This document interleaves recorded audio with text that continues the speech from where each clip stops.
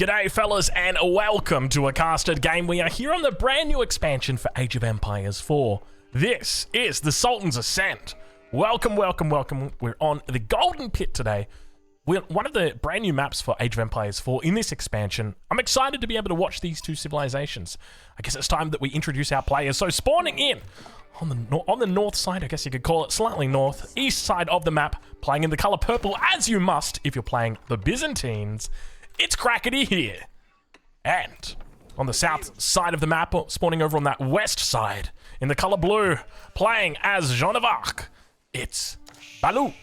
Ladies and gentlemen, welcome to a casted game. If you're enjoying this Age of Empires 4 content, because I've been pumping it out lately, make sure you leave a like on the video. It definitely helps with the traction of the videos. Now, I may have mispronounced Jeanne of Arc just then, so let me pronounce it correctly for all the people in the chat that are going to get upset at me. Let me do that right now. Jeanne d'Arc.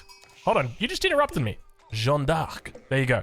I remember this one guy in the YouTube comments was like, Drongo, it's like gendarme, except Jeanne d'Arc. I was like, okay, we'll go with that. We'll go with that. Anyway, welcome to a casted game, and it's exciting to be able to bring this to you because we've got a classic matchup. I say a classic matchup. It's only been a couple of weeks that we've had this with us. It's not a classic matchup. It's a good matchup. Why is it a good matchup? It's the overpowered civ versus the underpowered one. Why is it underpowered? Well, the Byzantines are underpowered because they've only got a win rate of 40%. That's pretty damn low. Now, it's actually something like 40.8%, but I mean, when you're that low, who's really counting the percentage points? And on the other side, Jeanne d'Arc, we've got 58.6% win rate, which is ludicrously high. So you've got the battle right now that is going to require some assistance. We've seen Crackety fight this matchup before. One of the strategies he used was about prioritizing getting out a lot of units early, and we can see that the build order that he's gone with already is a build order done by Maito. This is a famous build order. Well, I wouldn't really say famous. I haven't even done a video on this build order yet, just because I feel like, I don't know, is it all it? But I'm starting to feel more and more like this might be the build order to go with. For the Byzantines. It's a complicated civilizations. As I mentioned before, you need a PhD for it. If you don't have a PhD, don't bother playing the civilization. For me, my PhD is in ufology, funnily enough, which is why I've got expertise when it comes to things like the mangonels. You guys have obviously seen when the mangonels lose their wheels. That's confirmed ufology. Oh, it's ARV. It's alien reproduction vehicle. Okay, I'll stop. Let's talk about the game. Crackety, be careful. Town center is right there. He's trying to find a way through. Oh, he's gonna get out of town. Why would you even think that that's a viable option, Crackety? I'm impressed. Anyway, other side of the map, we've got Baloo here, and he's slowly aging up with Jeanne of Arc on the back, stealing away a couple of the sheep here. Nice little movements here from Crackety. Keep in mind, he will need sheep, but he's got plenty of them back. Age up comes through. It's going to be the Imperial Hippodrome for him. No real surprise. Definitely the most common landmark to see with this civilization. Though I do see there's kind of like a mixed feelings about it at the moment. I don't know. I'm still a big fan. I still think this is by far the best landmark. I think even if they were to nerf the numbers on this, it just feels so good having it all game. And look, I watched Beastie's video where he did a landmark tier list. We've obviously done one as well. And I liked where he was going with what he said. It's like, if you scout your enemies doing the Imperial Hippodrome, all you have to do is like really just change your mindset to kind of, oh, I'm playing against cavalry, and you just make lots of spears, and it really nullifies a lot from the Hippodrome. But I think there's something to be said about the flexibility that has. You know, it kind of reminds me of, do you guys remember back when the Malians really got strong? And that was largely led by Salami, aka Corvinus. And one of the things that happened was they were going for fast castles. And what Salami would do is he would go for the trading landmark as the Malians, and then he would fast castle. And everyone's like, what the heck? And then he would go for the landmark that you fast castle with, and then he would trade. And everyone just, you know, there's an element that maybe with the Imperial Hippodrome, you don't have to go cavalry, but rather you can just kind of always keep the option open. And obviously you're not gaining anything if you don't go cavalry, but maybe you're gaining something in that you're forcing your opponent into something that they don't want to necessarily play. Age up comes through, 4 minutes 30. Level 3 Cistern is on the way here. You can see that he's still got 2 villages on stone, still heading towards. Is he going level 4 Cistern right here? Villagers dropping off at the same time. He's not. He's definitely doing all right here. I will say right now, when it comes to Crackety's network or his aqueduct network, it leaves a little bit to be desired right now. I'll say that much. But you know what? It looks good to me. I'll accept it. Horseman now coming out. The age-ups come through for Jeanne. Does he look to put on early pressure with the horseman on towards Jeanne? Let's take a look and see. As he's making his way across the map, keep in mind he could look to use the early triumph ability to try and get an extra bit of damage on Jeanne, and he spots her immediately. Does he look to take the fight right now? Because he could. The scout's called out, and indeed he does. Exactly the right call. Balu's already got a Royal Knight out on the field, so he could be looking to try and cause a little bit of pain, but have a look at this. We've already got a second town center on the way for Balu. Now, this has been scouted out by Crackety. He did see the mining camp on stone, but look how much damage we've got coming through on this horseman. I'm thinking he could pop Triumph here. If you go for Triumph, pull this one back, pop Triumph. That way the second one's also going to pick it up. Oh, do you really want to risk it with the Royal Knight here? I feel like you're probably not going to be able to do that much. And you can see the self-heal coming through now as well. This is so damn difficult to deal with because she's going to try and contest the boar here. But realistically, you don't have the numbers at the moment. Even with the spamming of the hippodrome right now, you can see these horsemen are coming out every 14 seconds. Scout trying its best. I'm actually liking this position by Crackety. As long as he doesn't lose anything, yeah, this is actually pretty good. Look at the heals coming through on that horseman. Needs to make sure that horseman survives. You can see it does unfortunately go down. The spin to win comes in. Looking to just focus down Jeanne here, and this is exactly what he wants to do early on in this game. Beautiful job taking that low health horseman. Oh, I love it. Oh, Crackety wonderfully microed there. Just trying to lead it away. And indeed, looks like Jeanne will get taken out. And this is a consequence of the greed of Balu. Balu has gone for that early second town center, and as a result, Crackety's just said, well, you know what I'm going to do, mate? Well, I'm just going to take you out. So really well done here. He actually had the option to take out the boar on his side of the map first. Didn't opt for that, and as a result, he's been punished significantly. I suspect he's going to be looking for that buyback, but obviously going to need that gold in the back pocket before he's able to do that. So far, I'm going to have to give the score 1-0 to Crackety at this stage of the game, and he's doing well to keep his head above water. 4th level on the system is now getting added in. Let's take a look and see where the AoEs are, and beautiful little aqueduct network that he's got going back here, hitting that 20% margin. It's exactly where you want to be in. Looks like he's working towards that 5th level now. I love the way he's only added the 2 villages on gold, the 2 villages on stone, just kind of keeping those resources relevant, because slowly and steadily these upgrades, you do want to trickle them in, and if you don't have any villages on those resources for gold, then it feels bad, because you're like 8 minutes into the game and it's like, I don't have a single upgrade. It doesn't feel the best. So just keeping those villages on gold is really nice for him, because now he's unlocked that Expilatores upgrade as well. And look what he's hunting for. He's hunting for the boar. Get out of town. He's denying the experience. This is what I was saying about people learning to play against Jeanne d'Arc. Even I've noticed the way that I'm playing against certain civilizations is starting to change now that I've got more experience against them. And I think that's just something natural that will happen the more you play. Yo. Oh my god, the horseman down to 5 health there. I was going to say, ideally we'd pull that first horseman back after 2 or 3 hits, just in case. We want to try and keep the health of all of our horsemen relatively high. Nice little strategic wall on the backside here as well from Balu. And now he's on the defensive. And this is a whole different ball game that we've got here because of this second town center. Normally out of Joan of Arc, you would see quite a bit of presence on the battlefield at this stage of the game. But, excuse me? What are these walls? What are these? No, that is not legal. You should not be able to do these types of walls. Is that even a thing? That's going to work, isn't it, right? Like, I mean, technically you could come through here and come across, but these walls have to be illegal. Now, you could have done this before, but you just have to go around the gold vein. The problem is that there was a little bit of an issue with clipping and the gold vein, so you'd have to go like awkwardly around the gold vein to get it. Whereas now you just go directly to it and you get these monstrosities, but I like it. This is where people say, like, town centers have been nerfed, but walls have been buffed. So is that like a net bonus to defensive play?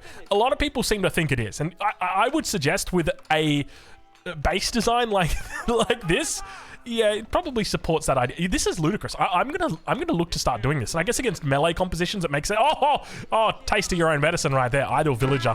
Oh, you hate to see it. Now the horseman coming through. I mean, on the other side though, you could just look to absolutely like come through here with 9 horsemen and then just try and eat these villagers alive. That could work. I'm just saying right now. He's working down the palisade wall. Could just move a single villager or two over here. There we go. There's the repairs coming through. On the other side of the map, Crackety going to be doing the exact same thing, looking to wall up all the corners of his base. This is something that we're beginning to see a trend towards. It's almost like the AoE 2ification of Age of Empires 4. The wallification has begun now. Now that walls are so much more intuitive, we see players just happily walling up every wall.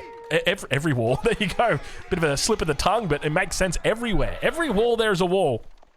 Middle of the map. Joan's out.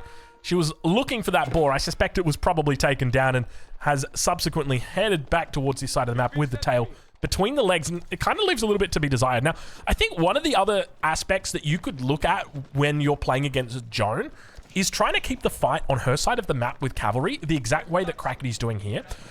And that's simply because you don't ever want her you don't want her to have experience, right? You want to deny experience as much as you can. So if you kill the boars, if you kill the wolves when you see them, that's going to allow you to deny that experience. But then she's going to gain experience if she kills units or if there are units that die nearby her. So what can you do? Well, you can just make sure that no units die nearby to her. You avoid fighting when you see Joan, and you do exactly what Crackety's doing here, keeping her on this side of the map. And if his enemy is pushing down this base right now, Crackety's in a bit of an awkward spot. Whereas if he just comes back like this, forces the opponent back, then all of a sudden you're feeling a lot better. And it's only now that those units finally make their way across the map, 9 minutes into the game, or sorry, 11 minutes through to the game. But take a look at the resources that Crackety's got in the game, or in the bag. Jeez, I'm mentioning a lot of the same word right now. He is about to age up. He's got a whole bunch of food, a whole bunch of gold, and expect him to go into the Golden Horn Tower immediately. There it is. No surprise. Second TC from Crackety as well. I didn't even see this. But now he's going to be under pressure. And there's a lot of melee units that are about to break through his base. Keep in mind, Joan is here as well. I don't think she's likely to hit level 3 any time. The earliest I've seen someone hit level 3 with Joan was a little bit after 13 minutes, and that was with a really good opening. That was with someone, I think it was maybe even against me, maybe like a 12-minute timing.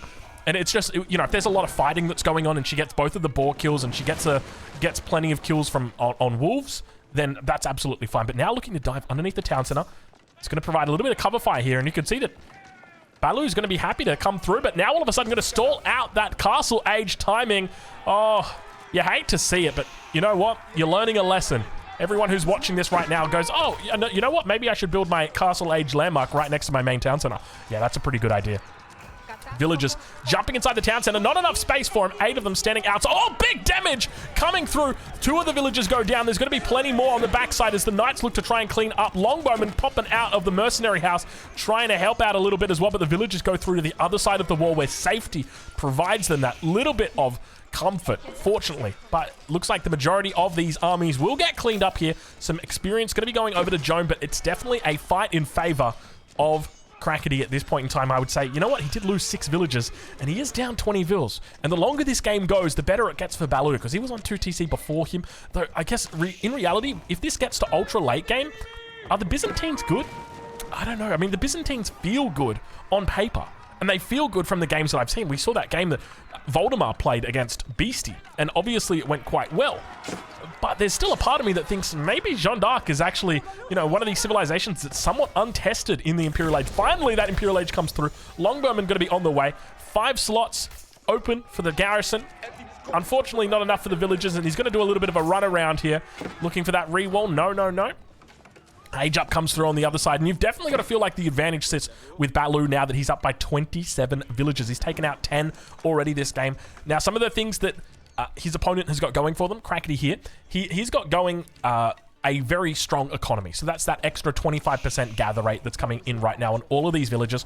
But on top of that, he's got a stacking bonus, and that is that olive oil bonus. And that stacks multiplicatively with all of his gather rate upgrades. The faster you collect your olive oil groves, the faster you're dropping off your olive oil, the faster you're collecting food.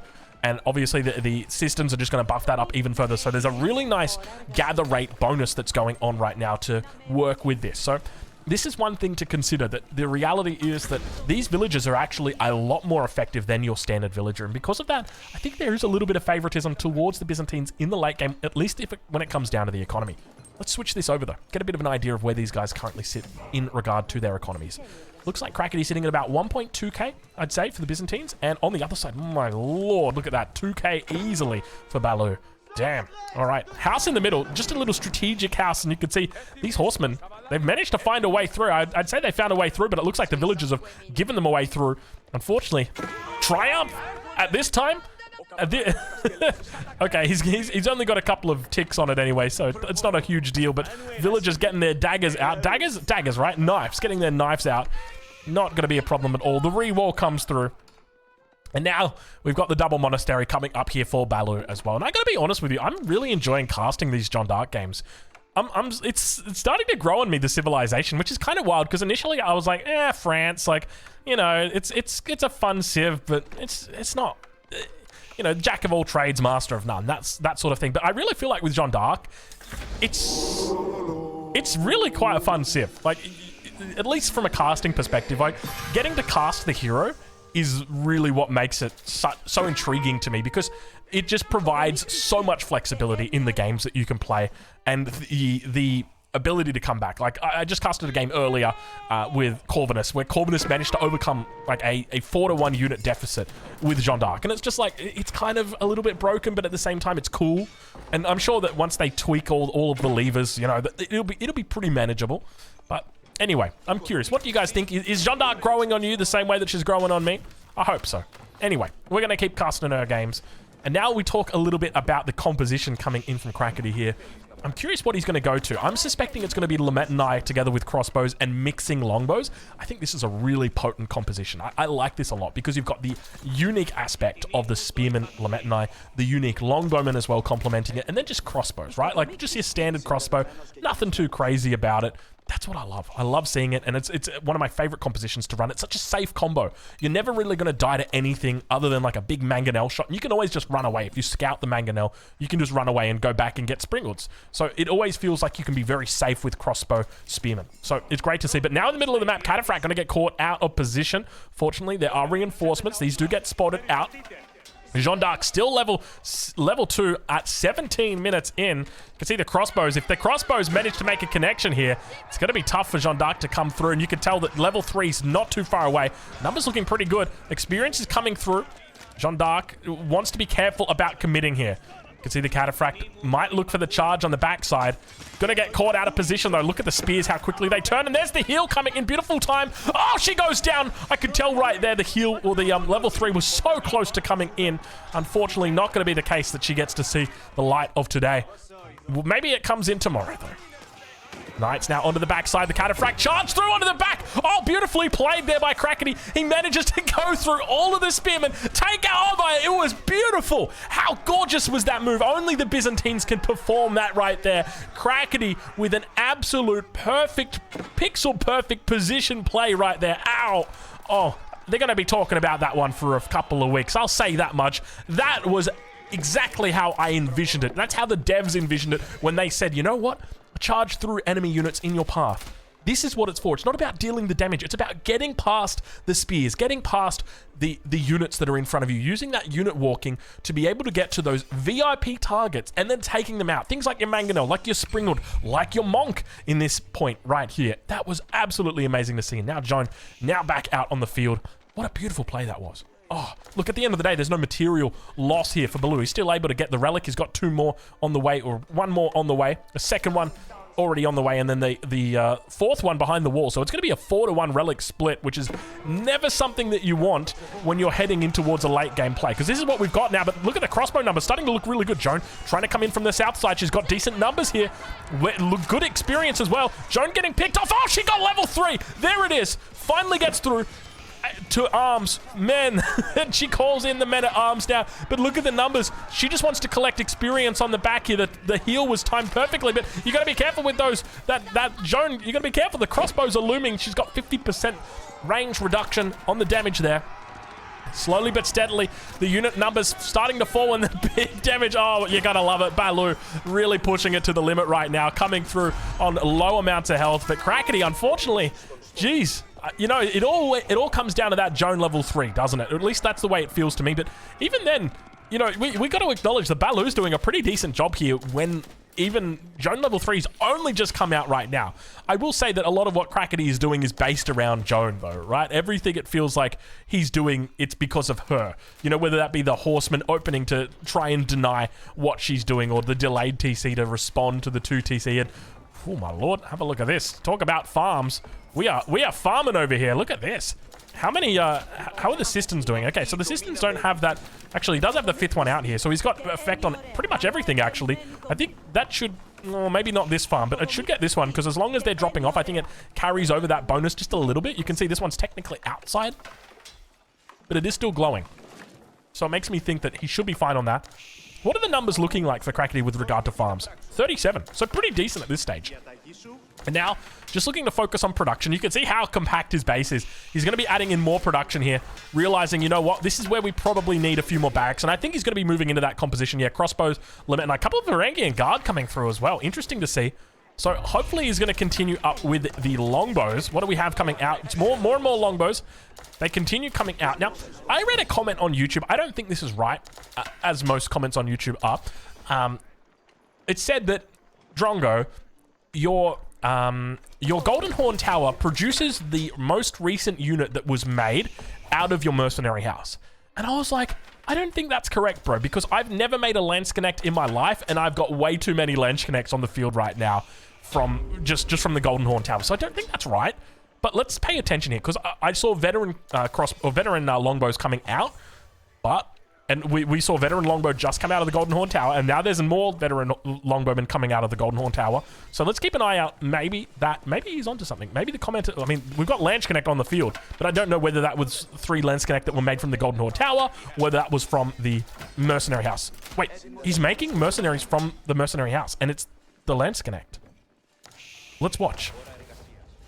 30 seconds to go. Keep your eye on this. This could be it. 24 seconds until the Lance Connect comes out. Imagine if it actually goes out and it becomes Lance Connect, even though it might not be the cause, but imagine if it does. The crowd is going to go wild here because he's producing the Lance Connect, and it's going to finish after, or right before the Longbowman is due to come out. Keeps coming down in the center. Both players looking to secure the middle. Really important on this map. Here we go. Lance Connect coming out. There they are. Longbowman. Does it switch? Does it switch? Oh! Don't house me, not right now. 100. Imagine if it was 200 and we'd never know. We'd literally never know. Still housed. Not housed anymore. Ah, it's longbows. It's longbows. He wasn't right. Take that guy on YouTube. I knew it. You YouTube commenters, you're never right. Except that one guy. He's like, I'm an optometrist. Thanks, guy. You know who you are. Oh, we were talking about the LASIK surgery. Look at the numbers here. So, I want to say that the Byzantines, I feel like they fall victim to the same issue that the Chinese fall victim to, and the Jushi's Legacy fall victim to, and that's that you never want to get to max population with them. Ideally, you want to be fighting or throwing out your trash as much as you can with this civilization. You want to be hitting... Oh, it's a red palace, and it's in the middle of the map. Oh, you got to go right now, my friend. Oh, he knows exactly what it is. Lament and I trying to push forward here. Plenty of units on the back. I think it's getting up no matter what you can do, unless you've got a mangonel that's hiding away somewhere.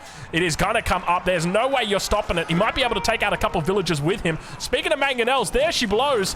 Big shot down the hill onto that front line. No, that's the back line. Oh, God, this could be terrible. You can see the crossbows trying to take out the villagers as they go. Lament and I doing a decent job. They do not have their shield wall up. Mango shot comes through. Only going to hit a couple of them on the back. Zhone coming in once again. Looking for the split. And there's the Imperial Age on the front line. Now it's time to get to work, Red Palace. Do what you do best. The numbers still looking pretty good from Crackety. He's really trying to push the agenda over on this center of the map, Gold Vein. Big spins coming in from Zhone. Is it going to be enough to win? Jumping into the keep. No, not going to be allowed. Not going to be permitted, but the numbers still looking really good. And look at the units get obliterated by this Red Palace. Boom, boom, boom.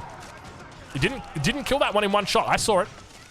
Oh my lord, did you see that? Oh, you hate to see it. Joan still somehow getting immense value. Has the heal available as well. But manages to get out on 28 health. And now Crackety, nice little attempt from the man right there, but unfortunately gets forced back. I mean, I definitely felt like the fight was almost always going to go that way. There's no way you're killing the Red Palace once it gets up, and it didn't feel like there was any real way that he could deny it. The biggest way would have been a mango shot. If he had the mango in position to potentially hit the villagers, then that's when you can kind of deny it. But getting individual units back there to try and take out, it's just, yeah, it's just tough. Okay, one of the things that we could look to see here is Crackety bringing up Assistant to put Presidium on this keep, so it's going to stay alive a little bit longer. And now, look at this.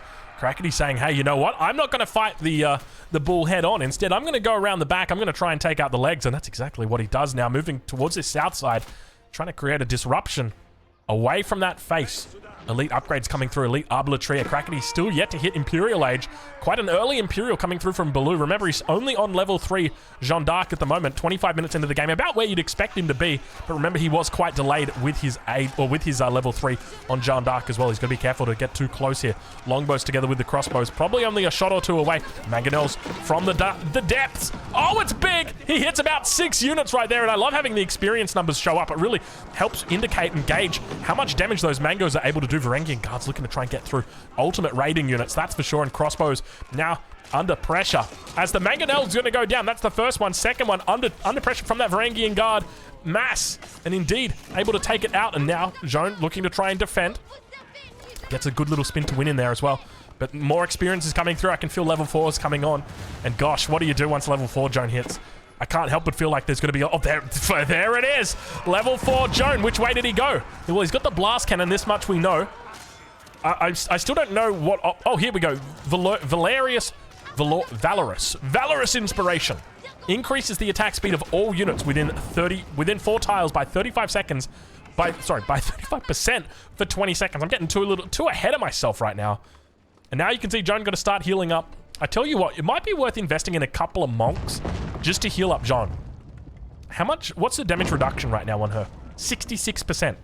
Level 4 is 66% damage reduction. Ludicrous. Absolutely insanity. Absolute insanity. All right, Red Palace getting work down. Crackety ages up. It's going to be the foreign investment company. No, it's the foreign engineering company. Yes, it's a similar landmark. It's slightly. You want to know something? It's hard to tell the difference between this and the Palatine School. They look almost identical. This one's just slightly bigger, I think. I'm curious what direction he goes to with regard to his siege, though. He's got a couple of options. Could look for the Hui Hui Power. I think that would make a lot of sense here up against the Red Palace. The other thing to note, does he look to utilize... I haven't mentioned it yet, but the Siege Workshop's got an upgrade. Byzantine Fire. And let's just put it this way. It's banned in tournaments. You're not allowed to use it. This one. Greek Fire Projectiles. There's a very specific reason why you're not allowed to use it. Let's see if he picks it up, though, because if he does, then we can probably talk about it. Otherwise, I'm going to avoid talking about it for now, just because I want to avoid propagating it. I don't want you guys to know. And now that I've said it, I mean, I'm sure people are going to go in there and test it, but just know that if you get to the Imperial Age... Oh, longbows! Firing off! Oh, it's on the south side. Stone Wall was coming up. Landmark destroyed in the middle. He says, good night, sweet prince. Longbows. Now beginning to push up villages. Plenty of them, 27. But he could be trapped now. He could be trapped. The blast cannon's out. Watch out, ladies and gentlemen. Oh, we're doing it. We're heading into the cinematic mode as he's looking to try and clean up. Jeanne's already level 4. You don't care about experience. And there's the bonus attack speed coming in. Nice little hit on the front there for the Varangian Guards. Blast cannon comes in. Boom, headshot. Boom, headshot. There she goes once again. Look at her, the way she comes in. Beautifully rallying the troops. Arbitratria come through on the... Oh, no, it's the men-at-arms. I thought she just brought these Arbitratria out. Boom, headshot. Oh, it's the cannon. She just spawned a cannon out. What is this, hero? What is this, hero? I completely forgot she gets a cannon for free. Just, why not? Of course. Fair enough. Of course she does. Cleans it up. I reckon she could have soloed it. I reckon you could have soloed it with Jeanne.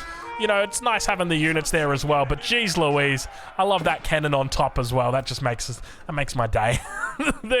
Oh, wow. All right, well, ladies and gentlemen, welcome to the Imperial Age where the points don't matter and everybody's fun. Everyone's overpowered. Anyway, let's check in. Do we have the upgrade coming through just yet? Still not yet. All right. Crackety playing by the gentleman's rules at this point in time. Let's see if he does go for the band upgrade. Levant 9 numbers starting to build here. Still yet to pick up that elite upgrade, though. Crackety, wake up, my friend. You're in Imperial Age. It's time for elite units. Elite Varangian Guards are out, though. Could be looking to strike while the iron is hot. The keep still trying to keep it alive. I tell you what, having a cistern up towards the front may have saved him quite a bit of stone if he'd looked towards that option. Now with the arrival of the cannon on the front line, I suspect it's only a matter of seconds before that keep faces its death. Cannon with a nice little shot. Joan of Arc now. She calls 3 champions and 1 cannon to her side. Because she can. Let's check in with Crackety though and see how he's doing. Nice little spot he's got at the back here. Income starting to build. He's got... How much are we talking there? We're talking about 4k, 5k... Yeah, somewhere in the region about 5.5k on the other side of the map. It's looking like 3.6, 3.7. So big economic advantage right now to Crackety. I'll say that much. He's got a slight villager lead. And now the Nest of Bees is out. That's the direction he's going to go. Does he have this within the cistern? It does look like it is indeed within the cistern radius. And now Jeanne d'Arc is out. Nest of Bee eviscerated in a heartbeat. A couple of siege engines out here, and you can see just the Varangian guards getting eaten alive here on the front line. Elite longbowmen trying to pick off these villagers.